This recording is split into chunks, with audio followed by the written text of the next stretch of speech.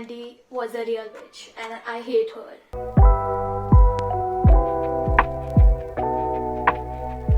Welcome to the second reading vlog of my channel. I am very much excited to read this book, and it's GQM, that is A Good Girl's Guide to Murder. You know me, I have a habit of giving nicknames to anything and everything. This book has been all over the internet. Everyone is talking about this book. I personally have got so many DMs prompting me to read this book and give out the reviews since I released my TBR list video. I'm going to do just that. I'll be taking you guys through my reading journey. I will be reacting to all the spoiler-free plot twists, to the characters of this book. I will also be reacting to the quotes which happen to be in this book. I'm not sure if they have any good quotes or not, but we'll see. This vlog is going to be classic Rose style vlog. There will be no spoilers in the beginning, but the end section of the video will be reserved for the spoilers, so that the people who want to read this book, the people who are not planning to read this book, will be benefited from the video. So yeah, let's set the camera, get cozy, and start with the vlog. I forgot to give you guys some insights on the book. It is a trilogy. We have Good Girl's Guide to Murder, Good Girl Bad Blood, then we have As Good As Dead. So the back of the book says, the case is closed. 5 years ago, schoolgirl Andy Bell was murdered by Sal Singh. The police know he did it. Everyone in town knows he did it.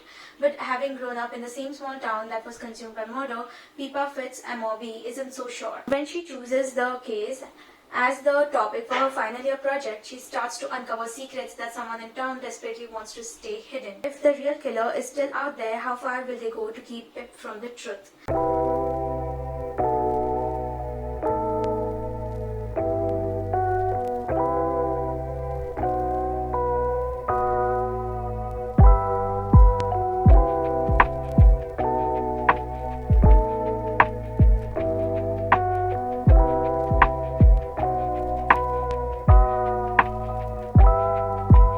It's been 1 hour since I got around this book. I understand Pip's perspective, why she thinks that Sal did not murder Andy. This book has a very similar vibe to Pretty Little Liars 2.0. I did not watch the OG version of Pretty Little Liars, I just watched the 2.0 version of it.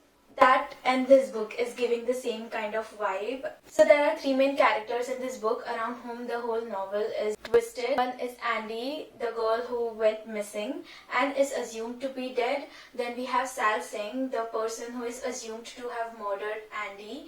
And then we have Pip, the one who is doing a case study on this whole murder mystery crime thingy. I really love how the chapters are woven into each other. So basically one chapter is divided in 2 parts. The first part will contain Pip's whole life, like what her current life is.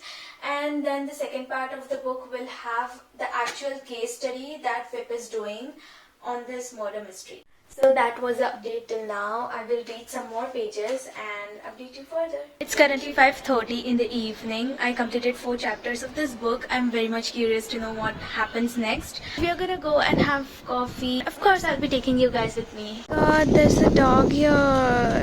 Hi. I am about to start my 5th chapter.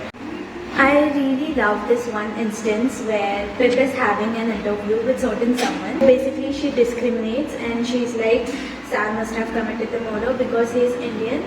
And there is this like 2-3 lines where Pip says you should not discriminate, and I really love that. Like, writing is so powerful.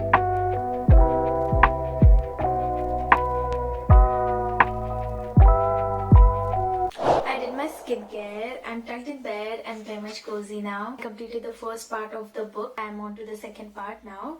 I in fact read the first chapter of second part as well.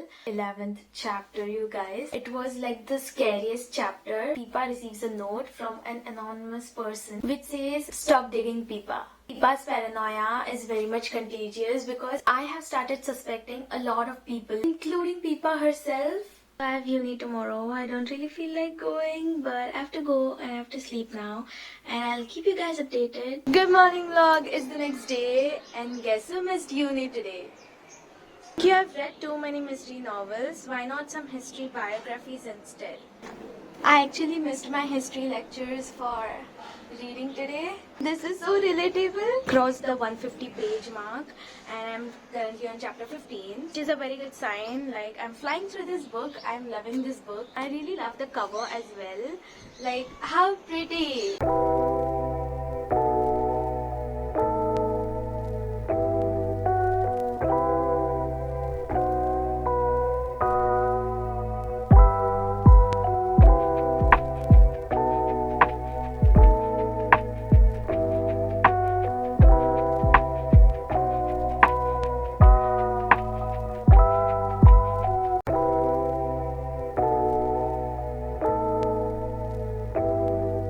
So with every new chapter, a lot of new characters and new people are introduced, but they are kind of easy to follow up. I think Jason and Max are very shady.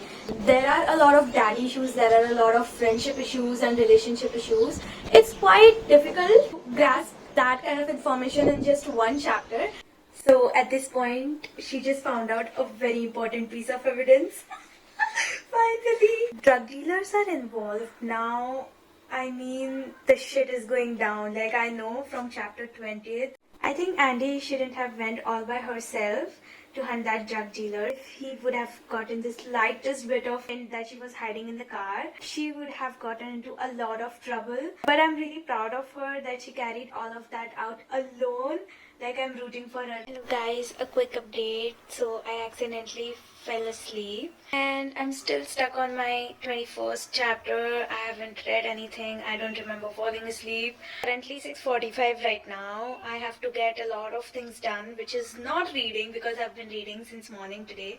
So we'll keep aside reading for some time. We'll get shit done. It's almost 10:30 now. I read 4 chapters since the last time. Peepa is one hell of an adventurous girl. There were so many jump scares. What if Ravi and Peepa would have actually gotten caught by Becca? Good morning peeps, I've been reading since morning and I had to stop at chapter 25. I had to drop my book and it took me whole goddamn 5 minutes to process what I just read. Bitch Andy was up to some serious shit. Max, don't even talk about that person. He's a pathetic, pathological liar. I think that whole friend group is up to something. I really love Peepa's guts. I just hope that she does not involve the police just yet. The truth is right in front of their eyes now. Ravi and Peepa finally did it. They finally figured out every single thing. They even enacted the whole murder scene, which was pretty graphic, but I'm glad they did because of that. The truth came out. Peepa even confronted Max and Naomi at Naomi's house. And the whole truth is out. Finally, I'm about to start with part 3. So, someone was just in her goddamn room and she received one of those notes. Yet again, this girl is not at all concerned about her own safety. She should actually talk to someone about that. It's later in the evening now. People have been receiving a lot of notes. Like, that notes news is getting old now. It has come to her safety. And she also received a final warning. She should stop now.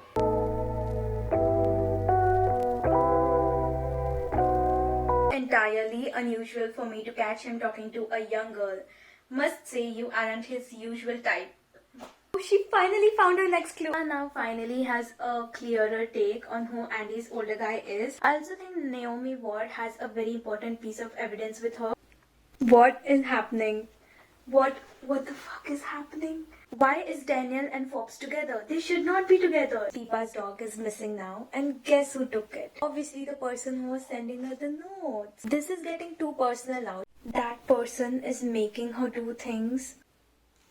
I'm not really sure she should be going out there in the woods alone. Victor is such a good father to his daughter. He said this thing which was very heart-touching, and it goes like, things are not important, they are replaceable. I only care if you're okay. We hated her, but he would be safe now.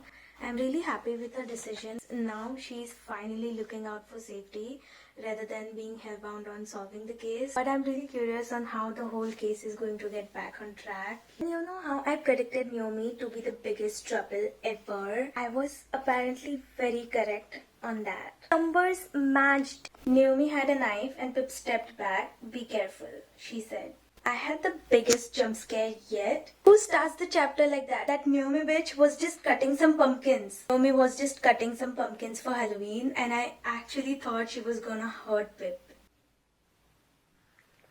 She just found out the person who was sending her the notes. Everyone in that town so sick, like every single person has some or the other thing related to the murder of Andy as well as Sam. What is wrong with these people? It's 5:15 in the morning and I'm stopping at chapter 41. Only a couple of pages are remaining now, but I should sleep. So I completed the book this morning. Hi, so finally I got done with my book this morning. An easy 4.5-star read for me. It kept me curious throughout. This book actually reminds me of the first and second season of Riverdale. I stopped watching it after the second season, but it was like all the big people, they are of no use, but the teenagers decide that we are gonna save this place or save this area, and then they take up a task and solve all the mysteries. So it was giving that kind of vibe. I did not react to the later part of the chapters is because all of them consist of spoilers, and I'm not speaking about semi-spoilers or minor spoilers. They were hardcore spoilers. Curiosity graph for this book always goes like up and down and up and down, but the last few chapters, they were like amazing. Okay, so this is the final call for all the people who wants to read this book. Now I'm going to get rolling with the spoilers. Very fun part of this video. Who the killer or the killers were: Mr. Ward and Becca, the professor and the sister. Of course, it's always the people you least expect. I used to have sympathy for Andy, truly I did, but as soon as I got to know about all the things that she did, like dealing drugs and seeing the older guy, I just lost all my emotions and feelings for her. She did not pay attention to her sister when she confessed to her that she was assaulted by one of her own friends. Which a little sympathy for Becca, because she did not deserve that at all. All the physical abuse, all the drug abuse. She was getting hurt by her own dad as well, which was not at all acceptable. One person she was expecting to be by her side, after all of that, she denied as well. Since I predicted that Andy is still alive, she was in fact shown as if she was alive in one scenario, but then again it was not her, it was some other chick from I don't know who where. So the scene where Pippa confesses to Mr. Ward whether Andy is alive or not. She's here, isn't she? Pip said. Andy is here and she's alive. Yes. That was the moment I was like, yes, finally she's alive and she's going to pay for everything that she's done. Fortunately, that was some other chick. For instance, I was convinced that Max was the killer and he had some serious explaining to do. Elliot and Becca went on to face some years in the prison because they killed, obviously. Then we have Howard Guy, the person who used to deal drugs and sell them to teenagers. Who does that? Then we have Max and Jason Bell. Max for assaulting Becca and Jason for assaulting his whole family verbally. Yeah, so everything turned out to be very cool. So this one scenario which was was when Pippa figured out who was the person who was taking pictures of all four of the friends in Max's house. That scenario, I was like, yes, finally. And other than the protagonists, my favorite characters were Lian and Victor. Both of them are the parents of Pippa. Elliot, Mr. Ward. No one could have predicted that he was the killer. Not once he came up on that list. Not even once. There was no doubt that he could have killed. That is why I said it's always the person you least expect. I think Becca was mentally disturbed. Girl, Pippa is trying to help you. Do not hurt her. First of all, she's my main character and I love her. I hope you enjoyed the vlog thoroughly. This book is very much close to my heart now. I hope you got some motivation to read. If not this book, then any other book. I might give you guys the second and third part of this vlog with Good Girl, Bad Blood and As Good As Dead. So yeah, keep waiting for that. If you guys want, you can follow me on my socials. And of course, subscribe and hit the bell icon. Loves, what are you doing still? And I'll see you in my next vlog. Happy reads!